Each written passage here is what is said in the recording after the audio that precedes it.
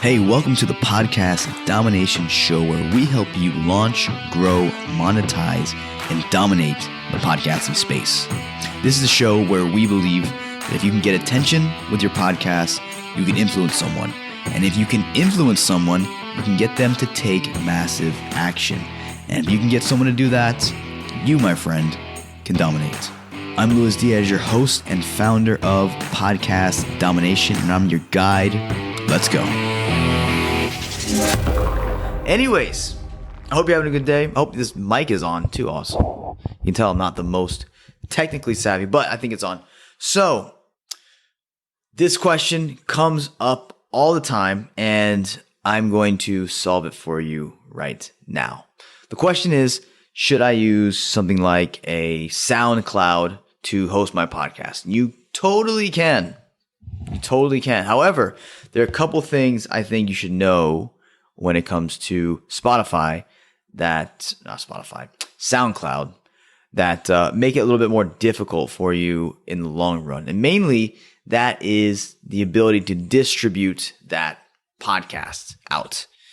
I don't know the prices, how much they cost, but I know you also have to pay for it. So it's not a free platform. However, there is a free version, and we're going to get into exactly how to use that free version. What I would suggest is hosting somewhere else and then using that free version, plan as another strategy. But here's the problem you're going to run into if you use SoundCloud. And when last time I researched it, basically, unlike a Anchor or a Libsyn or other platforms that make it easier to get onto like iTunes and other places, they don't have destinations in there in the back end, right? So you literally have to go and figure out how to put it on to Spotify or figure out how to put it on to all these other places where places like Libsyn actually do a lot of that stuff for you. It's already in their platform. You don't have to go and like search on the web and find all this shit because it's kind of frustrating, honestly. So if you look at a lot of other podcasts that are on SoundCloud, sometimes they don't look as professional. Other times they do, but they're not everywhere they should be because they're kind of missing destinations. They don't even know about it. It's not even their fault. But fact of the matter is, it kind of is their fault because they chose SoundCloud. But I'm not gonna, ridicule anyone on this thing. I'm just gonna let you know how it is. So that's the truth. So SoundCloud is gonna make it harder for you, a little bit harder for you to actually get on other places, Spotify, radio.com, Luminary, all these other places. Like, it's gonna be a little bit more difficult because some of the destinations, like if you had a Libsyn account and you just use their platform, it's a lot easier to actually go through and just plug in destinations to get your show submitted to like iHeartRadio, submitted to Spotify, submitted to, like I was saying, radio.com, even submitted to Pandora. So you run that risk. Also, the fact of the matter is SoundCloud is not that stable of a company. I mean, I don't think they've ever made a profit. I could be wrong, but last time I heard, this was last year. This is July as I'm recording this, late July, and they were not making money. So they were not looking good. The financials in that company were not looking good. So guess what happens if that company goes under or they just close up shop? All of your content will be gone. So I would rather not have that happen. So just be careful when you're doing that, when you're looking into them. So that's number 2, I guess. The last part, how I would recommend using Spotify, is to use their free plan, because you don't want to be on Libsyn or somewhere else paying money and then also paying for SoundCloud. I mean, unless you got the money to do it, then that's fine. Go ahead. But honestly, it's also a pain in the butt because you have to re-upload it on there too.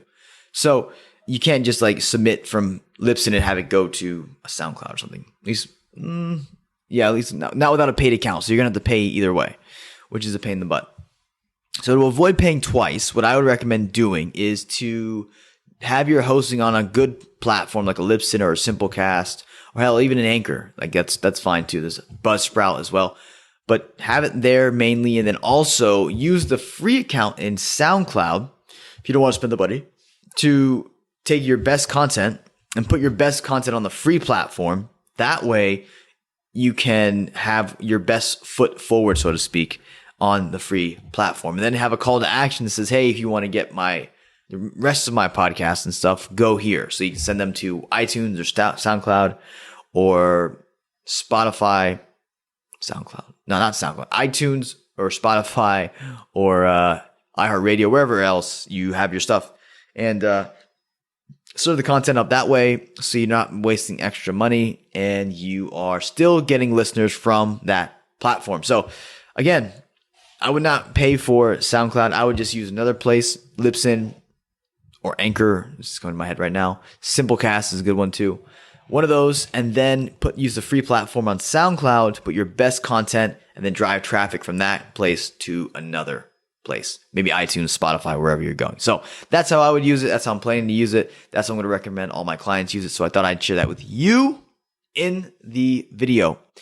Anyways, be sure to go to lewisryan.com to get a bunch of other podcast content and to check out the book. And I will see you later. Peace.